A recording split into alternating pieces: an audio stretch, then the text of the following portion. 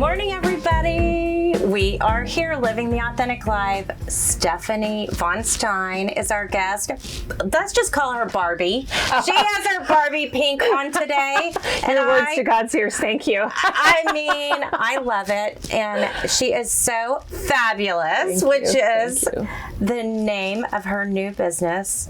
So Fab. It's a Von Fab Group. Von Fab Group. Okay. I'm just so caught up on fabulous. I can't even. Thank you. And then we were chatting earlier about your full name is actually Ritter von Stein. So should I call you Lady Stephanie? I have tried for over 20 years. I was like, don't I get a title?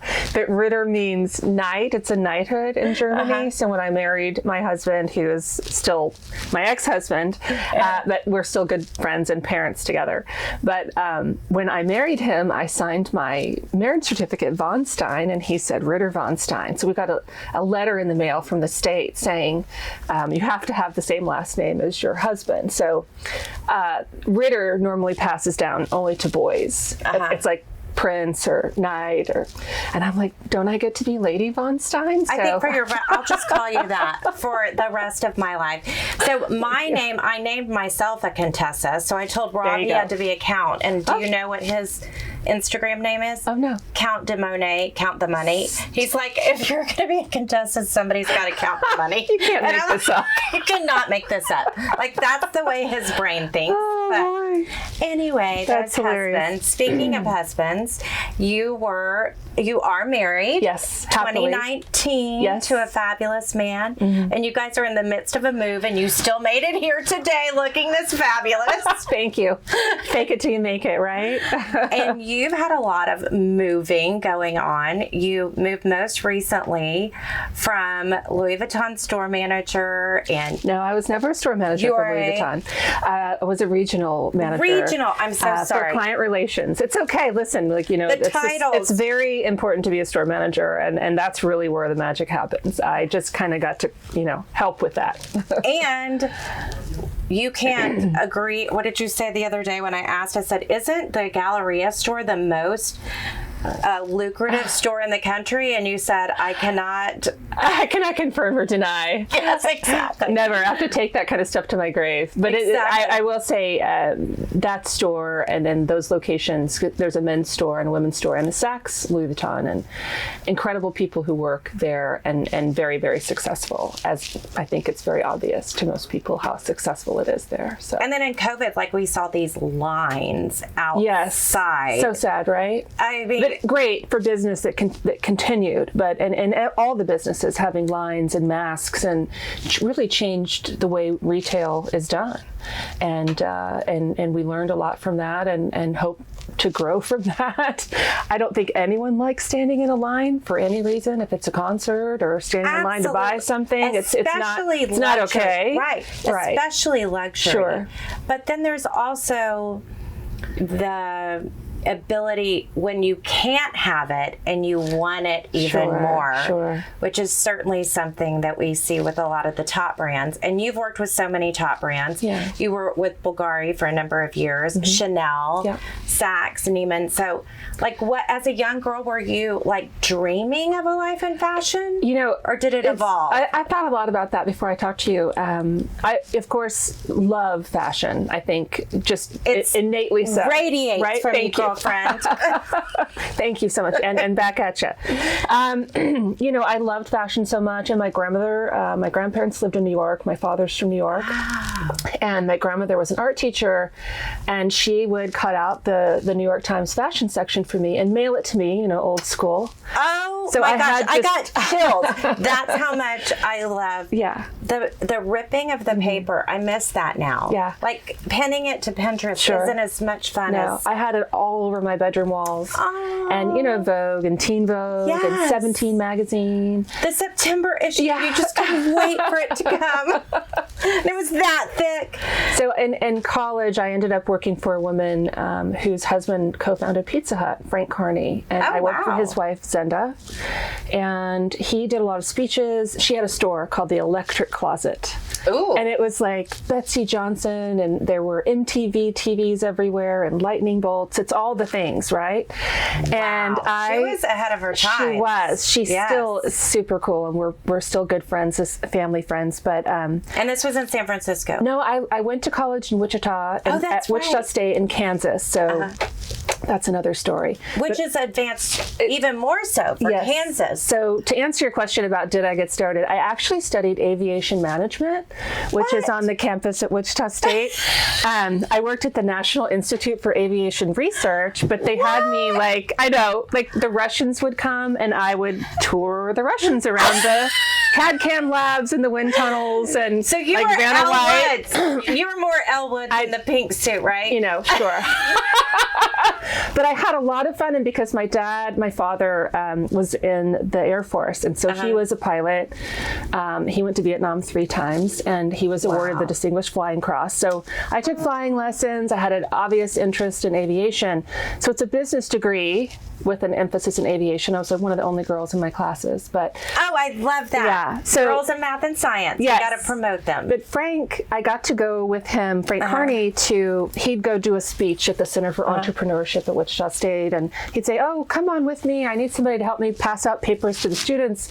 So I got to sit in on these classes with him giving speeches, and the couple things he would say is figure out a way to make money doing your hobby and for your career, and you'll never be unhappy. And he also said, before you start your own business, make mistakes on someone else's money. Amen to that. And finally, at age almost 52, I'm starting out my own business, and those words have never gone far. I mean, I was so blessed. He passed away a few years ago, but those words and that kind of leadership from someone like him, he started Pizza Hut with $500 from his grandmother or something, and look at what happened. So I sent you a brief overview of the podcast, and this moment makes me think of that term ikigai. And I don't know if you saw that, but it's when I think I sent this to you. Anyway, ikigai is when you figure out what you love to do, and then what the world needs and what it makes a better place, what you can get paid to do. Then you can do it continually to the place that you reach a state of flow. Because before camera came on, we were talking about, like, you gotta love fashion, because it is not about this. No. It is about schlepping. Like, you should have seen, Danette gave me the best gift ever. It's like this huge bag, like what I take home and to here back and forth, and Sure. It's a lot. Sure. I mean, these are shoes I put on to sit down in, like Oprah, right? And my bag with all my makeup and my son's T-shirt from yesterday. And, I mean, it's a facade, and that's really what happens behind the curtain, so to speak, I guess. Absolutely. With the wonderful employees that you have. But really, fashion is what they put out front, your brand that you show the world, and that they don't see what goes on behind the scenes. So when did you have your first fashion job? Well, when I was growing up, my mother had a few stores. And so she would take me with her to market. And she had a store called The Special Touch. And when monogramming was really big in the 80s. Yes. So my initials and my name was on even my paper lunch sacks and the hair ribbons. Did you have bows? Bows with the whales. Oh, yes. I believe you. Yes. And the purses, the corduroy purses that you'd switch out, right? The inside out, which are so cool. I wish maybe you can bring them back. They're so cool. Exactly. They're so old school cool, right? You button one side inside. Yes. Stationery, all that stuff. So I worked for her, and then kind of got the bug, and then started working in college and for Zenda Carney and another woman. And they would take me to New York with them and to the Dallas apparel market. And my eyes were open to the world. And of course, they had one woman that I worked for is Lebanese, and she cooked for me every day, which was amazing. Aww. And she was amazing. She had Versace and Byblos, Byblos. Oh, yes. Jenny with a G. She had a beautiful cosmetics department. So she carried La Prairie, Orlan, and what was the other one? Alexander de Markov. Do you remember that? I don't remember. It's like that had one. the foundation that had the oil and you had to shake it. Yes. So glamorous. So glamorous. So I would go from innovative to have all that in a store at that time too, because it was very separate back then. Yeah. So I worked for them, and they really trained me. I mean, I went to market with a Polaroid camera and helped write down the orders. So my boss would tell me, it's your job to write down and describe what the item is so that when we get home, you can tell me what it is that we need to buy. Yeah, because you can't pull it up on a computer. No. So I share 2 big bags on the plane, you know. And that was before the bags had wheels. Yeah. Oh, yeah. That and with the Polaroid pictures. So, stapled onto everything. But yeah, it's so much fun. So much fun. I miss those days and those women that were so supportive of me from a young age. But that's another thing that I find with people living their best life is they have chosen to share their journey with people who are supportive. Yeah. And I think we meet people who aren't supportive. And I think that that's a very big part of living your best life, is being with incredible people. I agree. And you have always, to put it back on you have always been kind to me. Always, for years. And sitting at a luncheon or seeing you with my friends or just passing by. So when people ask me, like, how do you know Danae? I'm like, we're when you know good people, when they're kind and lovely. And I've never heard you say an unkind word about anybody, but like it really goes both ways. Like, well, we got to have drinks. Good and then people. I can tell. No.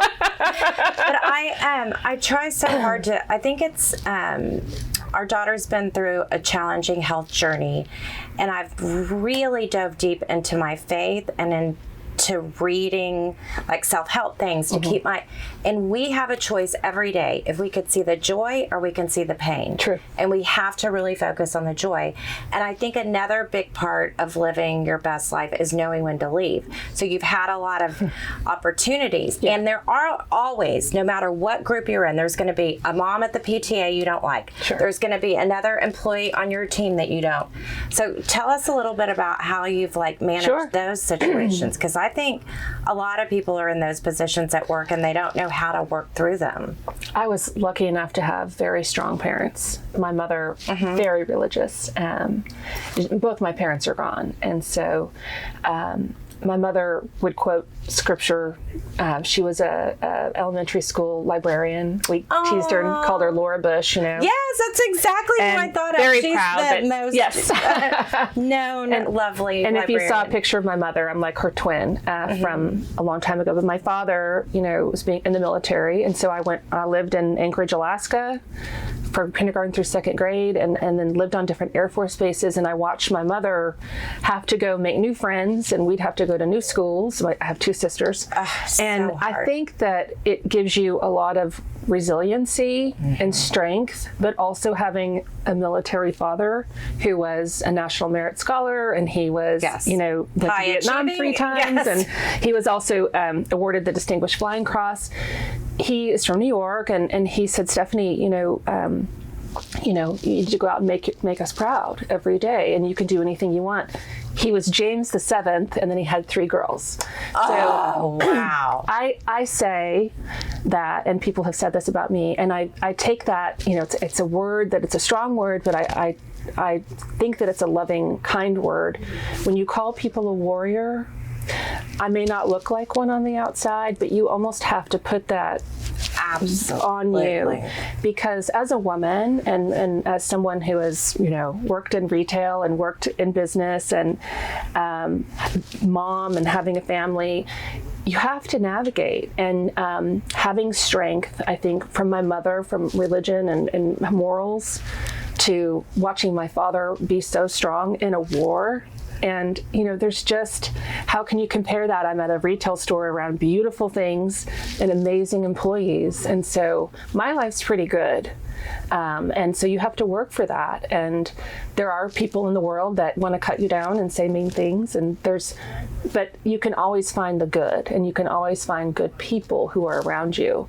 And that's kind of what I've done in my career, because I think your authentic life, I think if you ask people that have worked with me, they'll say, Stephanie was probably one of the kindest people that I've worked for. Empathetic, if you're having a baby or your grandmother has cancer, whatever it is, I've always been the one to say, go deal with that. because I have bad days too, just like everybody else. But I think it's important to have boundaries. It's important to know your worth and also encourage others who find themselves in a pickle and to encourage them, because there have been days when I need encouragement, and then you can pass that along to someone else. And so when I worked for Saks Fifth Avenue here, which I loved that store, you had 380 employees, 700 events a year, right? It's just crazy, busy all the time. We would leave our morning meeting and all the cosmetics floors, shoe department, dresses, and gorgeous, beautiful clothes, bags, shoes, everything. And all these amazing people who work in the building. I would walk the floors, and I would walk in and out of cosmetics and in and out of, the jeans department and the men's department. And I'd talk to employees. And how are you doing? What's going on? Show me what's new.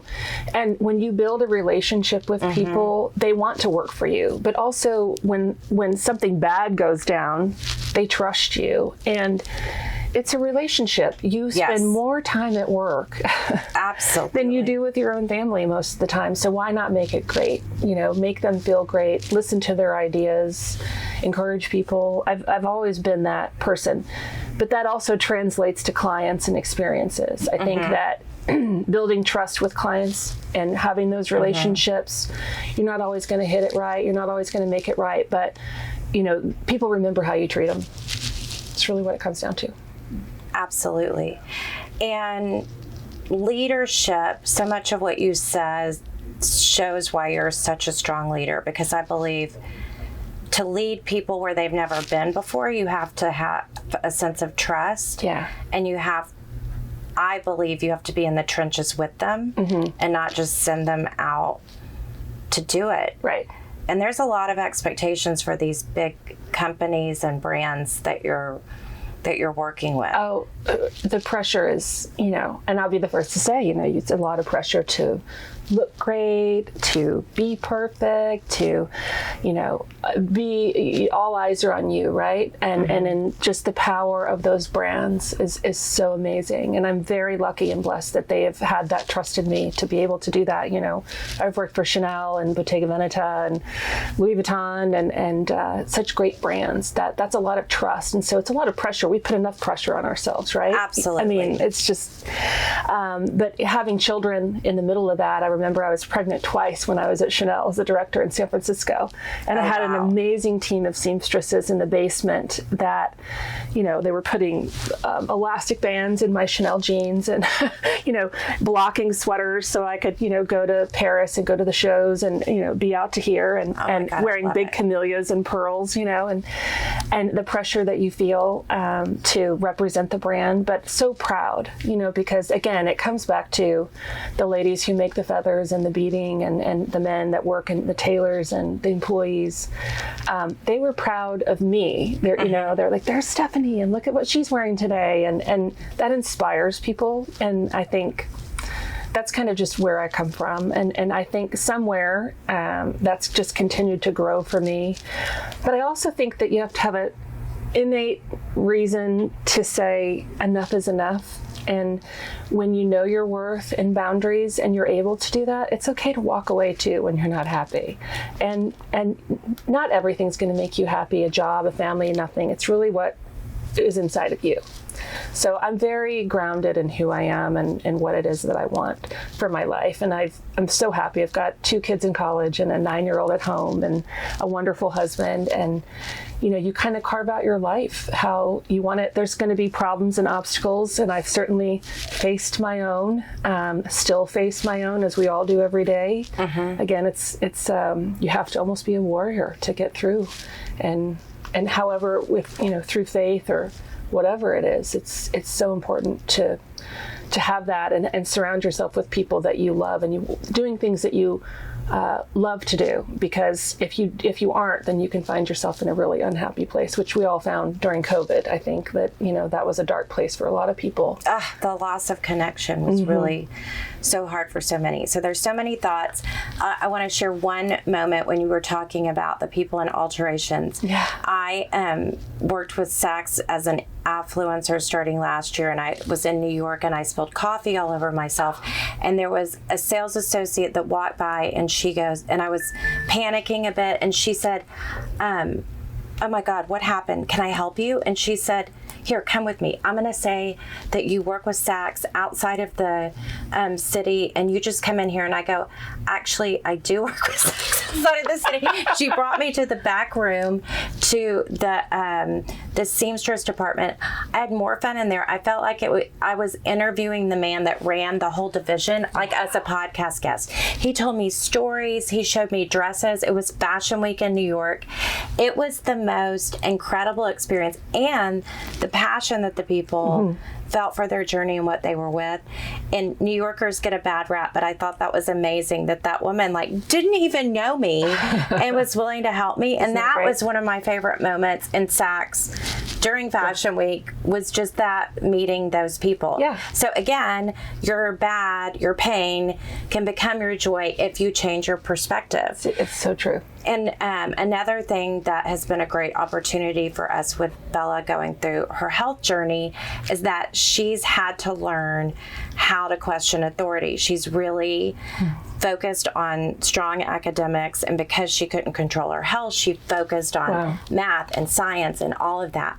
But there would be moments that she would be in the hospital or something would happen, and the school wouldn't give her the leeway she wanted.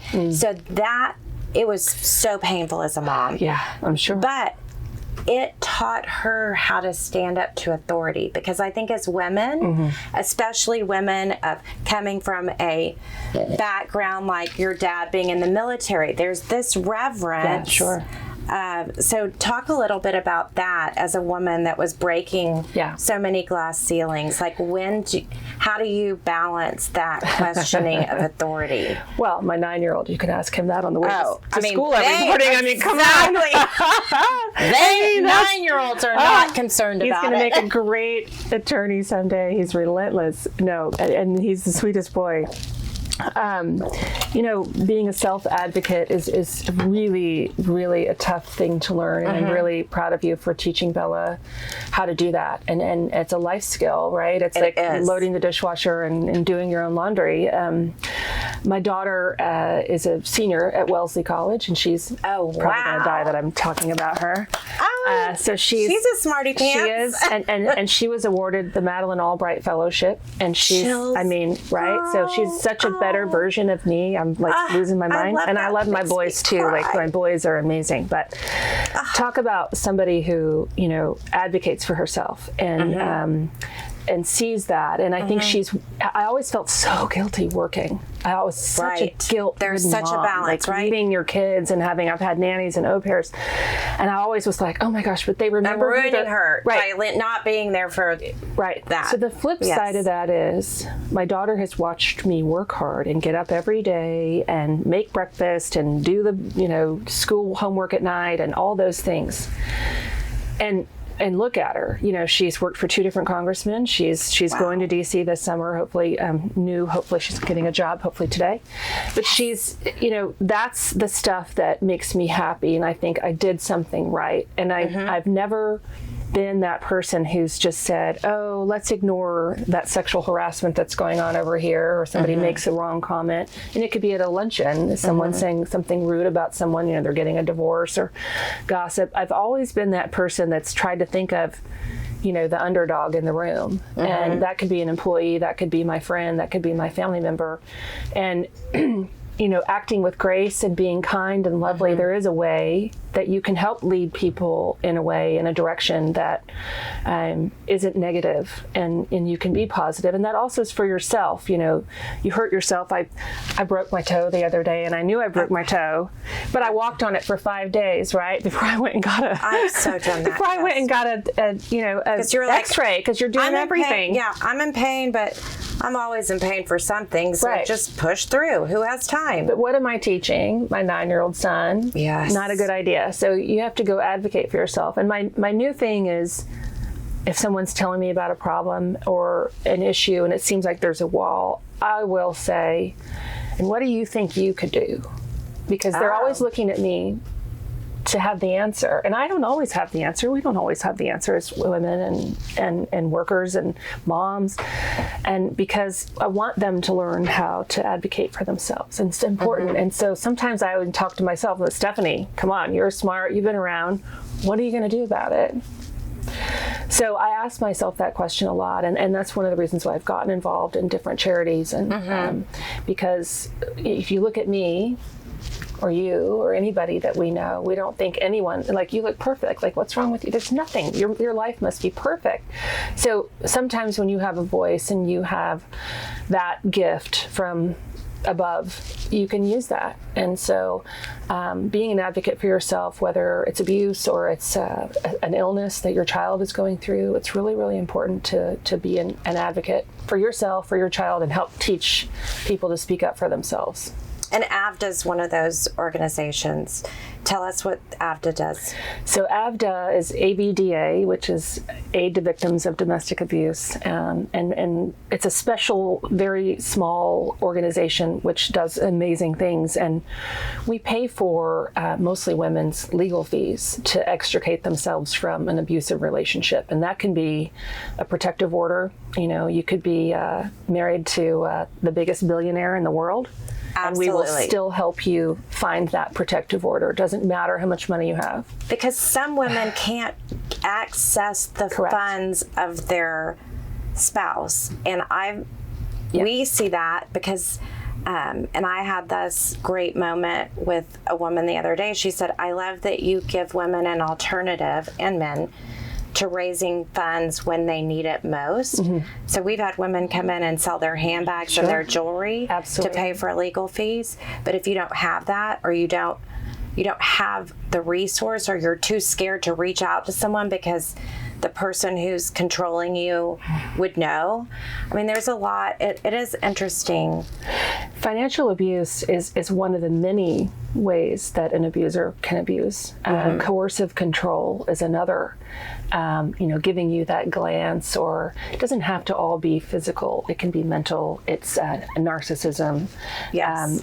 Control over your family, control over your children, over your life. You mentioned not allowing access. That's another way of coercive control. And there's some laws on the books that are happening in Connecticut and other states that I really hope, that's my dream, that we can fix that.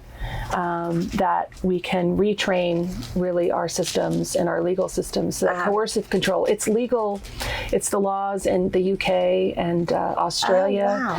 And it's going to find us. And it's in 2 or 3 states right now, but it's going to find us. And because, as we know, we have so many friends, sadly, who have not worked, or they have worked, but you can still have that happen to you. It's happened to me. I'm a career smart woman, but I'm passionate about AVDA because we raise money to pay for their legal fees. We do other things too. We give counseling, trauma counseling.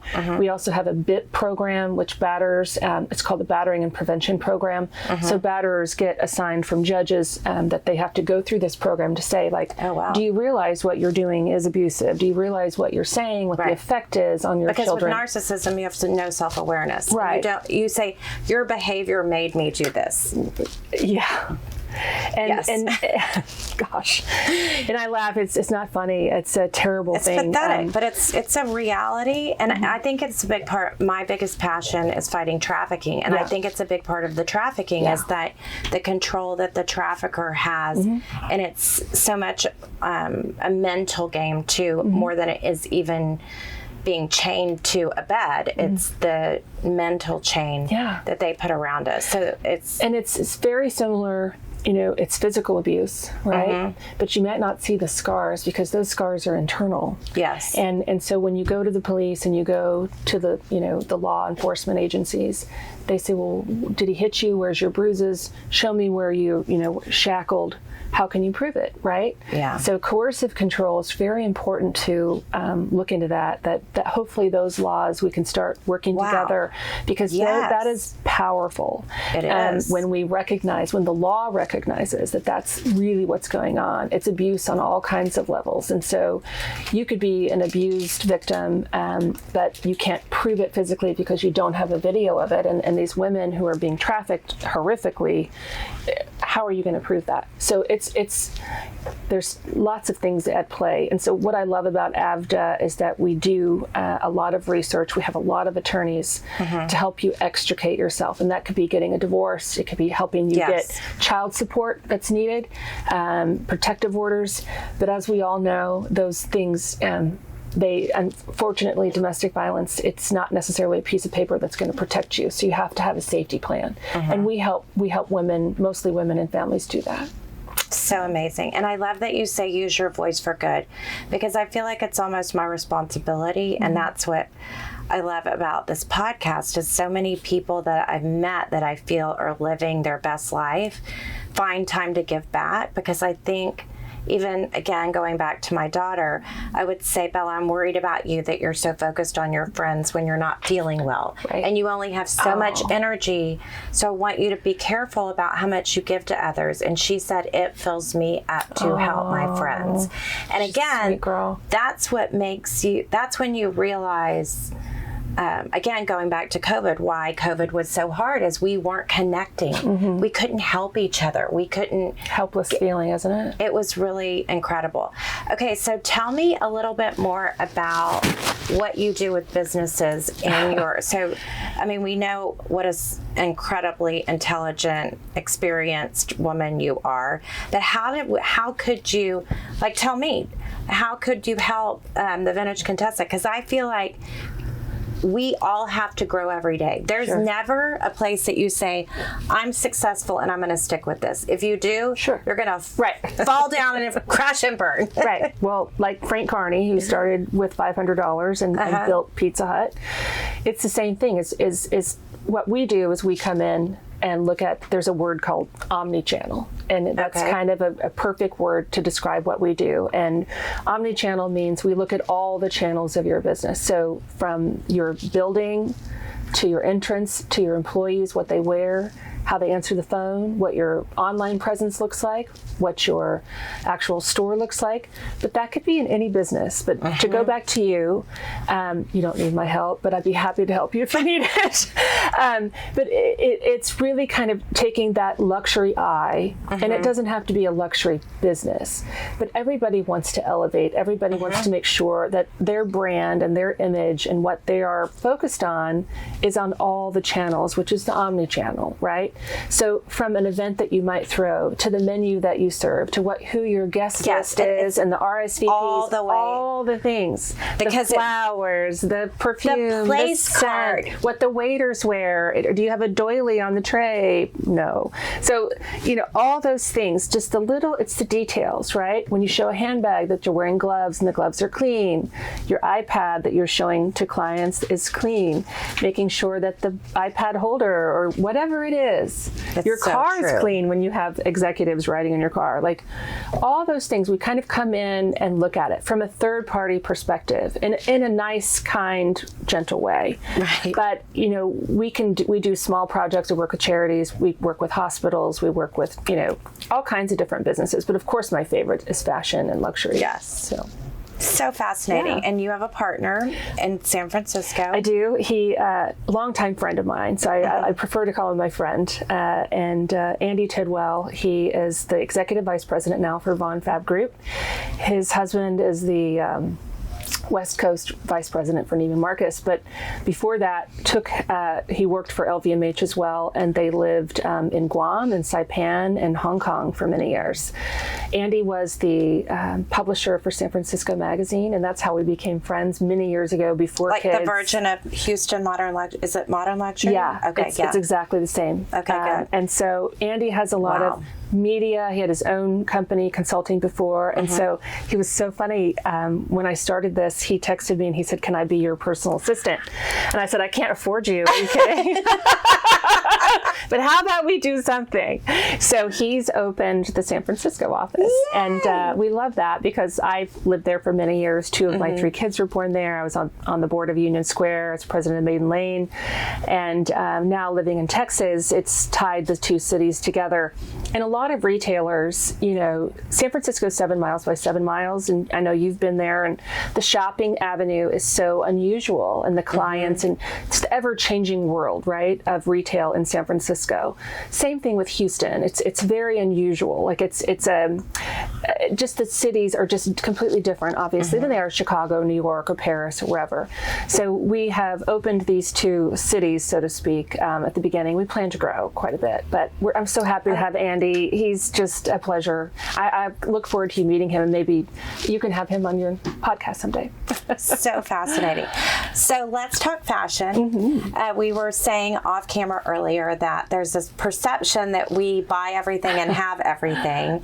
And I was telling you that I'm going through my closet and bringing pieces out I'm not wearing to sell, to trade in here so that I can buy other pieces. So when I buy new pieces, I think about the value, the cost per wear, how long they're going to last in my wardrobe, how many times I can use them, wear them, what cities they'll go with. Tell us a little bit about the decisions you use in making Well, obviously, we've been in this business for so long that paying full price is almost a sin, right? And it's not going to happen. My husband's a very generous gift giver, and I love him for that. Thank you. But, when I go make purchases, you can still be Von Fabulous and find something at TJ Maxx, right? Or absolutely, come into Vintage Contessa and you've got this handbag that has sat in your closet for 5 years. I'll just use Judith Lieber for an example, right? Fabulous, but it might not be your taste. It might, your mother-in-law may have given it to you, or you might need to fund, a legal cost or something else that you have at your house, an air conditioner, whatever. Why not? Yes. Bring it in, get some money for it, and sell it. I'm the same way. My closet, I clean it out all the time. My husband's always laughing, but he is an admirer of mine, and he likes how I look and everything. Exactly. But at the same time, I see it as a commodity. It's an means to an end, and it's an investment. So a lot of times, I love Andrew Ginn. He's, I don't know if you've seen his designs much. I have seen his designs, I think his designs are spectacular. Okay. And so I've bought several of his things, but I would never pay full price. I mean, never. But it's just so gorgeous. They're like pieces of art, and the beading and the feathers and the everything, and just so pretty. But buy them on resale. And sell them again on resale. You don't have to buy brand new and then sell, right? Unless if it's in perfect condition. But your standards are so high, which are spectacular. So you showed me some bags. You have this beautiful Kelly bag that is pristine, and it's over $30,000, right? Yes. And oh my gosh, so what would that normally cost if you were to go into the Hermes store and purchase it, or even be allowed to purchase it, right? You have to get in a line there too. Well, that's how we even come up with the price, is that you can't go in and buy it, and to be able to buy it, you have to spend $50,000. We don't even know the magic number, because I've heard people spend $50,000 and not be offered a 25 centimeter Kelly. So it is interesting. I find that people are always surprised that fashion people aren't necessarily paying retail, but most fashion people are very strategic about their purchases. Yes, and God love them. They employ a lot of people that keep the jobs and the lights on, and they support a lot of families. And if you look at it, retail is just like healthcare workers. I mean, it's a supporting of your community. It really is. Absolutely. Whether it's a small store or a big store like Louis Vuitton or anything at the Galleria. That's amazing. But it goes back to business. That same kind of thing. There's a lot of women that you and I know who are beautiful, and they're well dressed and well heeled, and they look perfect, but they're still asking for help. They'll call me and say, "What shoes do I wear? Oh my gosh, how do I do this?" So there's a lot of businesses that are the same way. They've built an incredible business, but they can't looked at the little things. All of that, right? So that's where we come in and we help them. It's just like all those ladies that are like, "I don't know what shoes to wear." Like, well, you probably could do it yourself, but you just don't have the capacity to do that. Right, and that's you not only your have brain power for so much. Right. And so that's our gift. I love it. Well, this has been so fascinating. Loved our time together. And of course, your passion for pink, and that you are such a beautiful woman inside and out, and the strength that you show, the warrior that you are. You're a blessing to our community. So thank you so much. Thank you for having me today. Yes. Okay, guys, keep living the authentic life.